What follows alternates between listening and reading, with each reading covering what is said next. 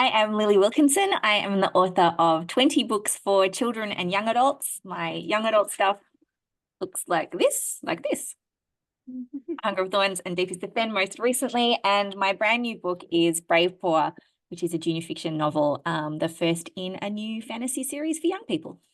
I actually adore Bravepaw. I finished reading it the other over the weekend, and I'm like, oh, lots of kids are going to love this book. I really hope so. I loved writing it. To start us off, what inspired Bravepaw?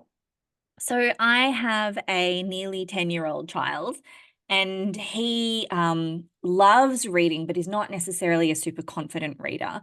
And so he reads a lot of junior fiction, and he was reading a lot of junior fiction a couple of years ago. And almost all of the junior fiction that's out there for that readership is silly. And he loves those books. He loves silly.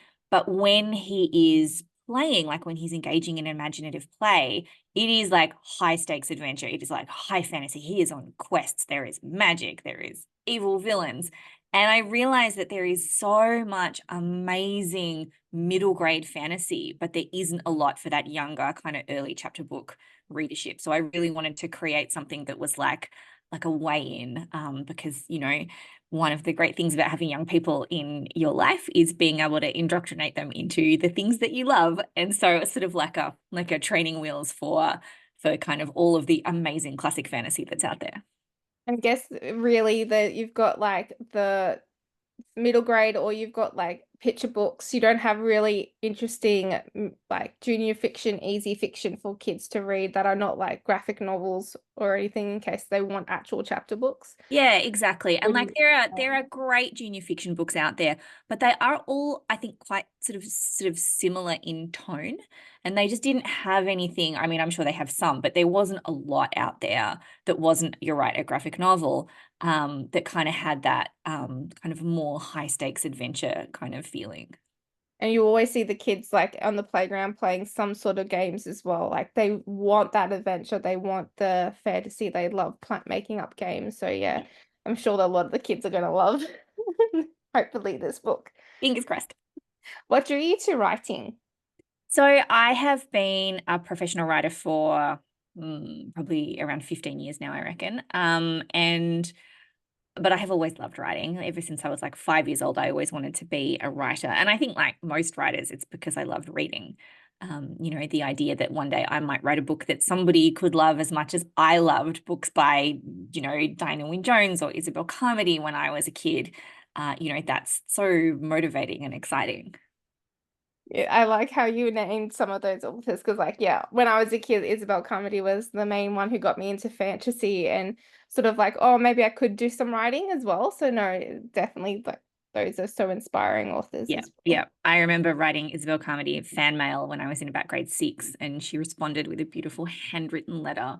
And because, like, the Australian author community is very small, we all know each other. I'm friends with Isabel now, and like I was at a festival last year and we went out for breakfast together. And I'm just like being very cool and having breakfast with Isabel Carmody. But like inside, like 12-year-old me is just screaming nonstop. A fangirl moment. Yeah. How do you choose which character to center the story around? So for me, the main character always has to be the one that undergoes the most change. Like a character needs to kind of grow. And so that's sort of who the main character is going to be. And for Bravepaw in particular, I really wanted to take sort of really classic fantasy tropes that you see in like Tolkien or the Narnia books or like Tamara Pierce's books or sort of all of the kind of really great classic fantasy that I read as a child. And I wanted to kind of I wanted to write it for younger readers, but also to kind of update it for our kind of contemporary world that we live in. So to kind of update some of the stuff around gender and around what it means to be good and evil. I think there's a lot of racial overtones in a lot of classic fantasy that I definitely wanted to get away from. So I knew that the main character, I wanted her to be a girl. I knew that I didn't want her to be like a stereotypical girl. I knew I wanted her to be quite a bit like one of my favorite fantasy series when I was younger, The Chronicles of Prydain by Lloyd Alexander, to sort of have like a normal kid who desperately wants to be a hero, because I think that that's something that a lot of kids can identify with. Like, you want to Yeah. be the hero in your story, you want to go on the adventure. And so Teach was always going to be that. And then, of course, you get confronted with the fact that real life adventures are like quite scary and not nearly as fun as they look when you're reading about them. And so that was kind of the journey that she has to go on. It's very important because all the kids are want sort of battle with this sense of belonging and identity as they're growing up. So having like a really strong hero who's not Yeah. typical is like the best thing to read about. Hmm. What's your process for writing your books? Do they change depending on the um age group, or are they pretty similar? I think they're pretty similar. It's like a one of these is like 10 times longer than one of these. So this one takes longer, just because there's a lot more words. But it's mostly the same process, which is that, I start off with an idea and then I go through sort of a planning phase that sort of fleshes that idea out into something more concrete. And then I make a really detailed plan, like a detailed chapter by chapter outline. And it's only then that I start writing. And I write mostly chronologically through, sort of skipping over the bits that feel too hard or too boring. And then when I get to the end, I have to have a serious chat with myself about like, well, if you're bored by the idea of writing that bit, then maybe someone else is going to be bored reading it and we need to fix it. We need to find a way to make it more exciting. Yeah, so that's the kind of basic process. And yeah, for a Bravepaw, it is much the same, except a Bravepaw has the added excellent, exciting phase of I get to see all of the pictures. Um, because sadly, young adult fiction does not have pictures, which No. is a great oversight. But like the Bravepaw, like all of the illustrations are just so exciting. And so I do get an extra phase, which is where Lavanya, the amazing illustrator, sends through some like rough sketches of how she's envisaging it. And then our amazing designer, Kirsty, kind of puts it all together and we get to sort of see how it's flowing as a book with pictures. And it sort of changes the narrative so much to kind of have all of that extra storytelling element. So that is amazing. The pictures are the illustrations are such an added extra to it. I absolutely love it. Yeah, like, yes. When I first started talking about this series with my amazing publisher, Susanna Chambers, we both agreed that like number one on our list of dream illustrators was Lavanya Naidu, because we'd both been like fangirling over her stuff for years. And luckily she agreed to do it with us. And she's just perfect. Like everything that I see is like so much better than I could possibly have imagined it in my own head. How did the illustrations work with your approach to world and character building? So usually I just write a full draft and I will send it off to the editor, and then I'll get some sort of character sketches for sort of the main characters that are in the book. So we've just done this for book 2. And then the really interesting, like most of them stayed the same. We did make a few changes to Teach at the very beginning, just to kind of really solidify her character and get that really perfect balance of like brave and strong, but also adorable at the same time. But on the whole, like I just got pictures of like a monster and an antagonist for book 2. And I was like, yes, perfect. Absolutely no notes. Unbelievable. So yeah, I think we're very good at all of us, me, Lavanya, Susanna, the publisher, Sucheta, our editor, and Christy, the designer. We're all like, we are in sync with this one. It's great. That's really good. Did you have a favorite moment to write in your book? I really like the eagle bear as a character. I love a bear in general as one of my kind of favorite animals, particularly in sort of fantasy stories. And so yeah, I loved writing her and kind of the transformation that she undergoes. So I know they're all like animal based characters. Which one do you relate to the most and why? Oh, that's a good question. I think in terms of characters, like I suppose I am probably the most similar to Titch, in that idea that like I love the idea of being a hero and having adventures. And that's why being an author is great, because we get to have the adventures, but we don't actually have to like, put on hard pants or leave our crazy little studios. You can Um, ride along with your characters. exactly. Yeah. So I think so. But there's a character in book 2 called Briar who I don't think I identify with, but I loved writing, and I'm hoping that she might pop up in future books too. I can't wait for book two to meet It her. will be out in March. That's exciting. How has writing and publishing books changed the way you see yourself? So I was thinking about this question, and like this is my 20th book, so it's like I'm well into it now. I think I still have a lot of imposter syndrome, and I think most people do. I think it's just kind of like a natural part of being a creative artist is like, putting a little sliver of your heart on a plate and offering it to people is always a scary thing to do. But I do feel like I am finally, after 15, 20 years, approaching like a point where I'm really starting to write like myself, like the books that are the most kind of close to my own heart. And weirdly, that's sort of been a bit of a horseshoe, I think, in my career that I started off. I wrote a lot of rom-coms originally in my first kind of suite of books, and that was kind of exploring the ways in which stories about girls and women could be fun and serious at the same time. And then I was looking at like thrillers, which was sort of exploring ideas of power and control. And I think that both of those things now feed into this sort of new world of fantasy, but like it's the aesthetic that I was really into as like a 12-year-old. But it's sort of now informed by all of like my feminism and my politics and kind of all this other ideological stuff, which hopefully provides some depth as well. And I guess it also helps you with my writing really interesting characters as well, because it's the stories that you love and want Yeah. to share with the world as well. Yes, absolutely. Yeah. And I think that I'm getting better at that, at writing what I love. Mm. Are there any books or authors that inspired you to become a writer? Oh, so many, like Isabel Carmody, as I mentioned before. When I was a kid, yeah, I loved Isabel Carmody. I loved Dinah Wynne Jones. I still love Dinah Wynne Jones, my favorite author of all time. I loved reading things by writers like Garth Nix. We have so many great fantasy writers in Australia that have been really inspiring. And then sort of as I was starting off my career, I was really inspired by writers like Meg Cabot, who I think can really show in so many ways how to write stories that are in fact deeply political, but also just feel super fun and engaging at the same time. I love Margot Lanigan. I think she is the greatest living writer in Australia right now. And then like one of the greatest things about being a writer is you get to kind of make so many writer friends. So I'm in a writers group with a lot of other Australian authors, and I think hopefully we all find each other inspiring and comforting, and like that's really rewarding, kind of being part of that community.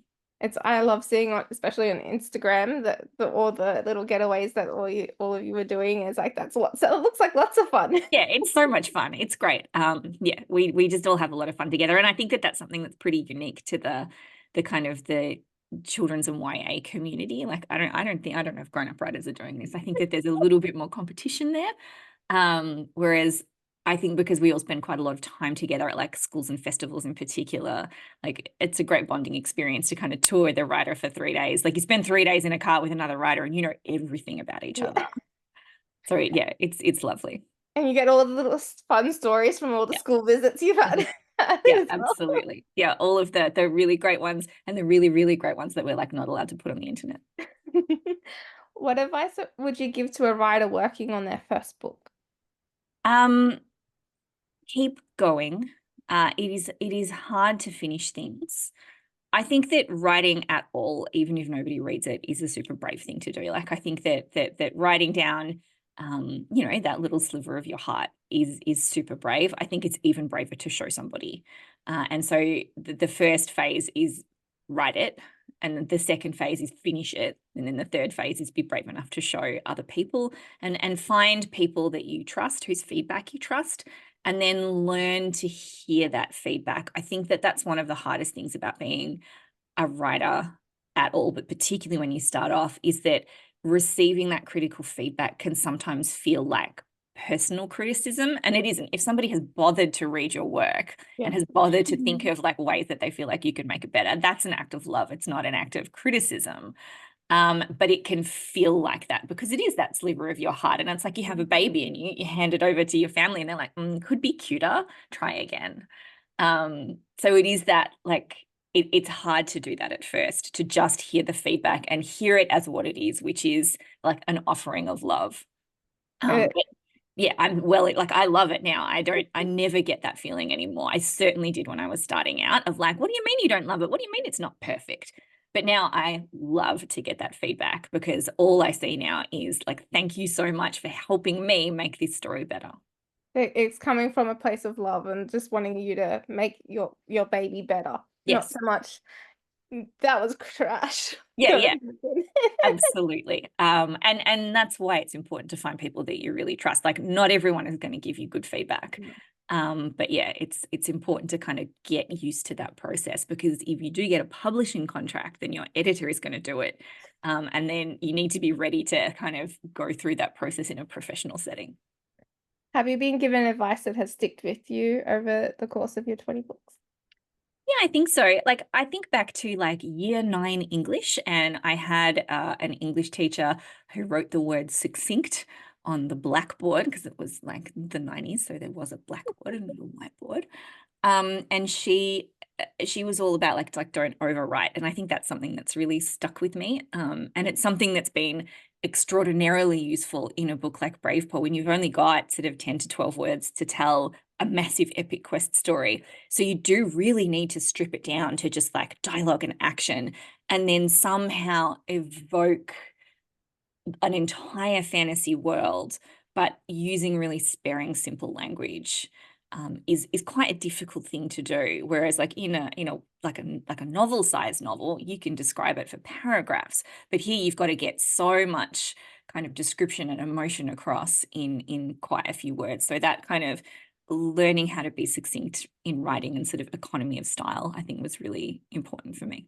I guess it's also with having it at the really young readers, like really easier to understand words Yeah. as well, because they're not Yeah. going to understand all the Yeah, words and I that young think adults do. you need a real balance between with these kinds of books that you want most of the language to be words that they already know, words that they can read, and then you want to throw in a few little curveballs that they won't know because that's how they learn. And Yeah, so it's definitely if you get that balance wrong either way, they are either bored by the book or confused by the book, and you want them to be in the middle, excited. definitely. You, as a teacher, you definitely know and see when they're not understanding Yeah. anything. What's your favorite writing snack or drink? I always have a cup of tea. I'm a big tea drinker. Yeah, so I've always got like I've got a pot, I've got a cup, and that's like I quite like the morning ritual. Like I've got an old school kettle that goes on the stove that has a whistle and like, proper loose leaf tea that goes in the pot. And I do always feel a little bit like a witch. Like, putting in my tea and letting the kettle whistle. And I don't know, there's something about that ritual that I find very satisfying and sort of puts me in the right headspace for writing. Do you play music while you write? And if so, what's your favorite music? I don't tend to play music, but I do play like soundscapes that are relevant.